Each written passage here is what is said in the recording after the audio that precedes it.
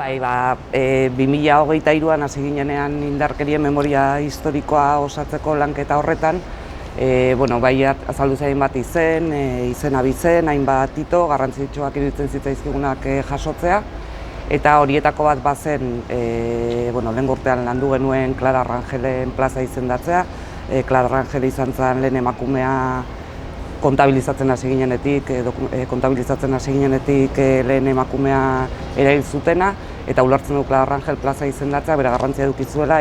Clara Rangeletik haratago irudikatzen duelako indarkeria kasu guztiak ordezkatzen dituelako. Eta Mari Zozaia ere horreguntzan hasieratik, eta bai bada nahiz argi dagoen ez den lehen indarkeria kasua, baina bai izen abizenekin badaukagun lehen emakumetarikoa indarkeria jasan zuena, eta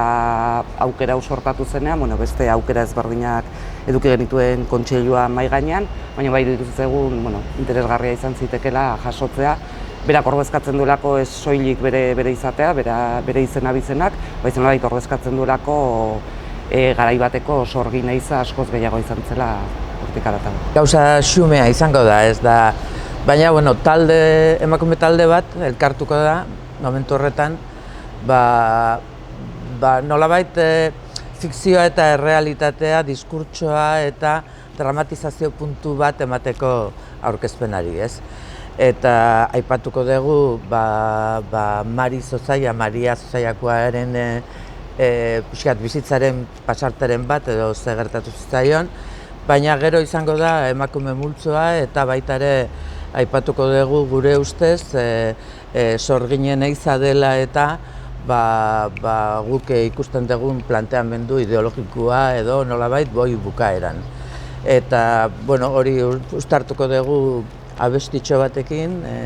iruditzen zaigulako naiz gaurkoa izan lotzen gaituela hainbat emakume jasandakoarekin eta hori izango da simple.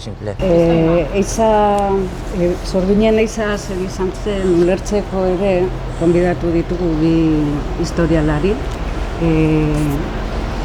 Leire San Martin eta Amaia Nauzia, eta horiek emango digute beste perspektiba bat ulertzeko zer suposatu izan zuen garai hartan emakume guztien erreketa edo gertakari horiek.